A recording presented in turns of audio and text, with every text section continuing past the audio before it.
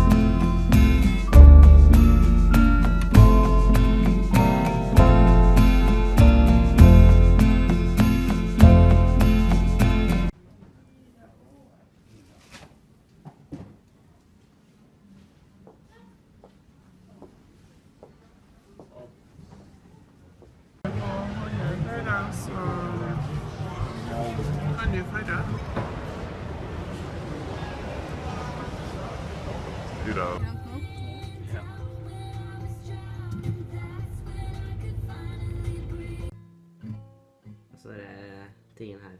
Var det her? Eller var det her? Nei, der ja. Og så er det Hjallar-skitten her. Var det her? Nei. Flytter jeg litt lenger der ja.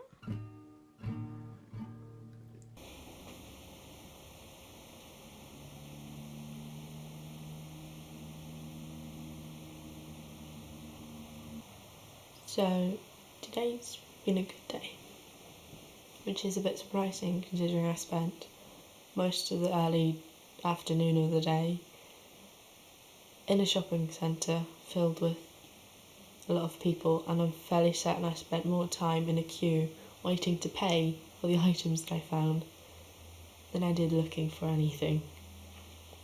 It was crazy, and I say I wouldn't do it again, but that's probably a lie, knowing myself. But it's been good. I was able to give some money to charity, which is, I'm fairly certain, the first time I've done it with my own money. And it felt nice. Contributing a little bit in the midst of the crazy shopping spree that I was on. I got to relax, have fun, made dinner. It's been a good day. Hopefully tomorrow will be equally as good, if not better.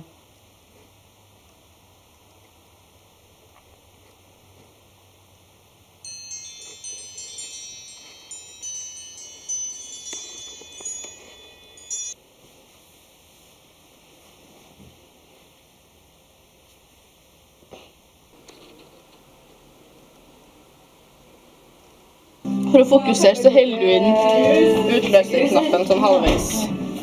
Den. Flink. Hva skal jeg gjøre her? Hei da. Hva skal du ha? Ja, legg den her. Men Henrik er opplært nå. Nei. Tynt nok. Hvor var det den røde grønn på melet? Hæ? Hvor er den røde grønn på melet? Det var ikke noe røyre oppi mellom.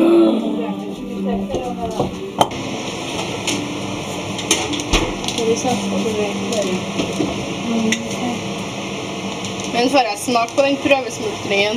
Ja, den legger jo oppi her. Vær så god.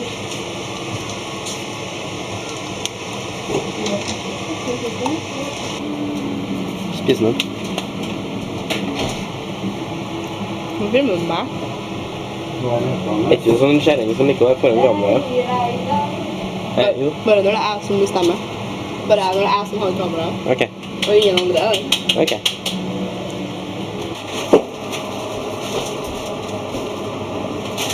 Nei, det står rolig, du. Nei. Jeg vet det.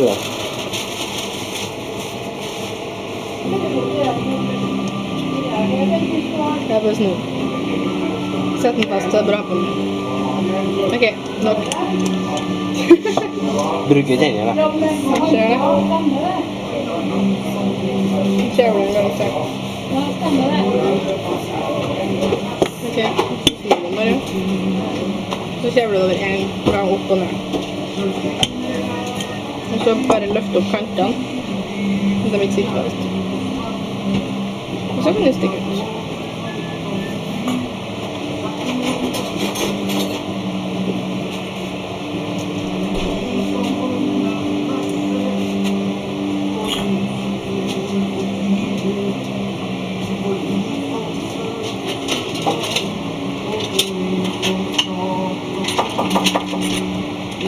Snill, ja.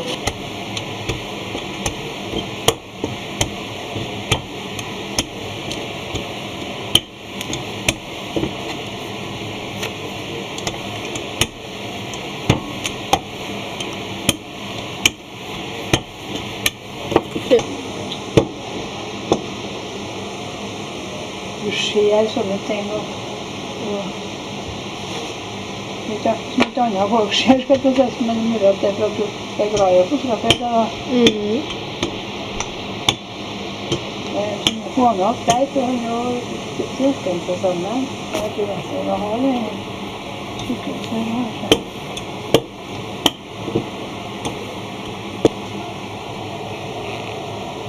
Det er en sånn hårstaug først. Gå på meg lys. Hæ? Hæ? Han er litt på. Kan du fotografere seg? Det er vi. Jeg leker med zoom, jeg. Jeg ser det spennende med middagen. Kan når det kommer til sånne ting.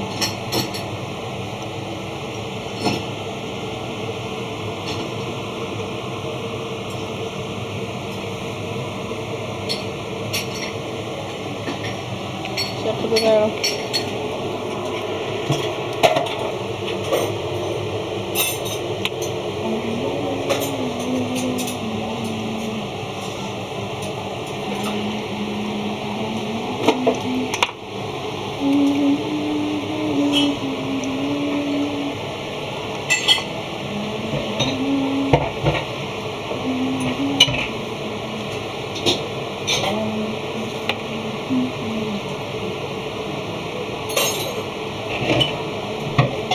Hvorfor vrenger du?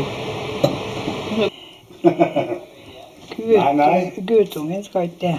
Det er lov å prøve seg, vet du. Nei, slutt opp. Nei, slutt opp. Ja, nå, ja. Ja, jeg kommer på den tida også. Og den var tøff. Hvis det går. Ja. Det går, ja.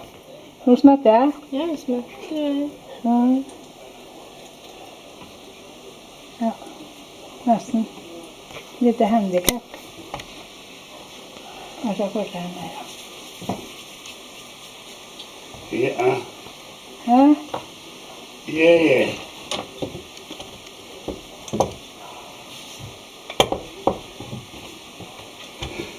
med fattigkallan her og steke en boring til med fattigkallan. Ja, dere vet jo en Runar opp i løpet av en dag. Ja, det er noe, men skal ikke få det, vet du.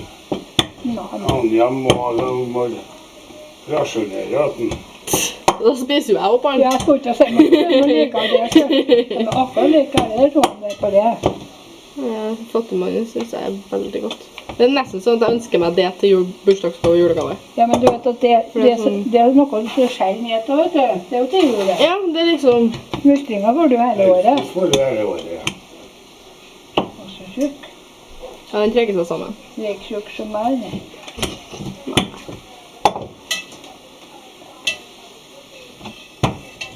Den var søt. Ja, det blir to små søte her. Søte,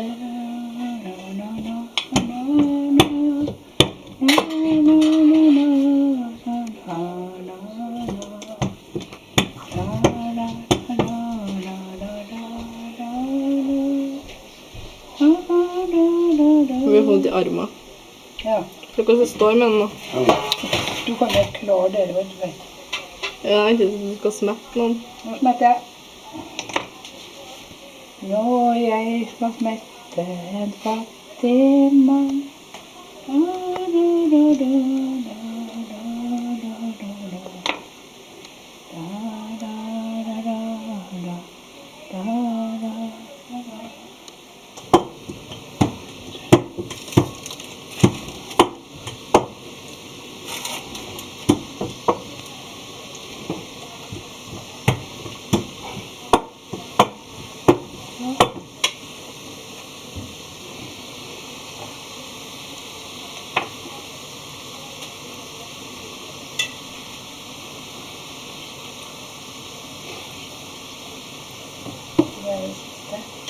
Mm.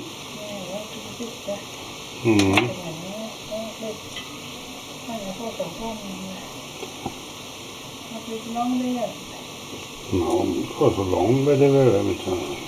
Nei, men jeg slapper opp her.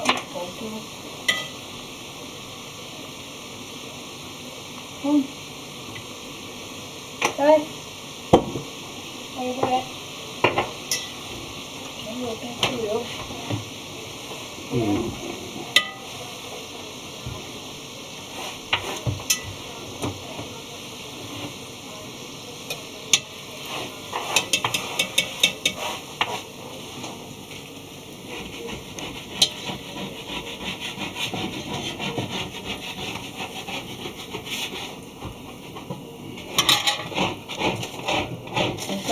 Neste år, så hadde det gått en kveld før i dag. Hva er det? Du? På nettet?